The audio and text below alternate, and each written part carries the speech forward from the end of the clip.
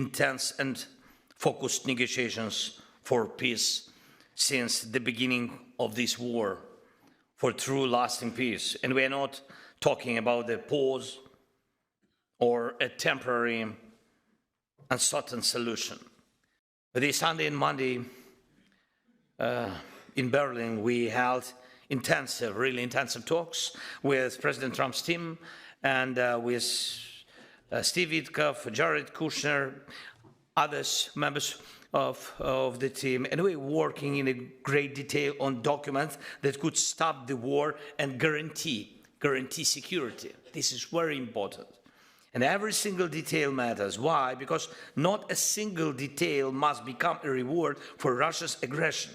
If the aggressor receives a reward, he starts to believe that war pays off. And that is why justice must be central to ending this war. Please support this approach. Justice must not be pushed to the margins of diplomacy. And there was too little justice for Moldova, it's true, too little. And for Syria and for many, many other countries, those wars dragged on. And today the problems are so difficult to solve.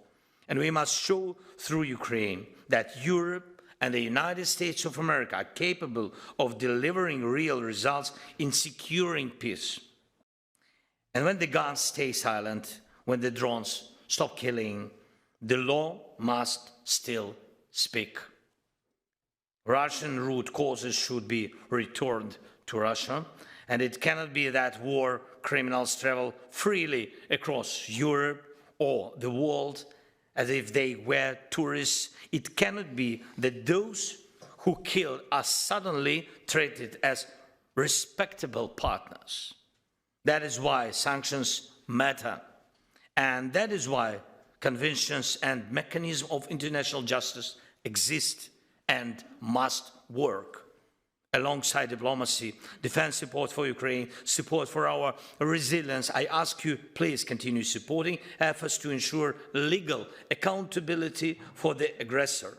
So no matter how difficult it may be, and no matter how long it takes Russian war criminals must be held accountable. And the Russian state must be held responsible for the crime of aggression. But one thing has remained the same. It keeps bringing war and hatred. And that's always something they claim must be given up so they can stop killing. Russia has invaded our home. It's destroying our cities, our villages, killing Ukrainians, our children, and at the same time demanding that we give up parts of our land they haven't even managed to conquer. Russia keeps nearly a million strong occupation force on our territory, and yet it demands that Ukraine accept limits on our right to join alliances and on our sovereignty. It's not enough to force Russia into a deal.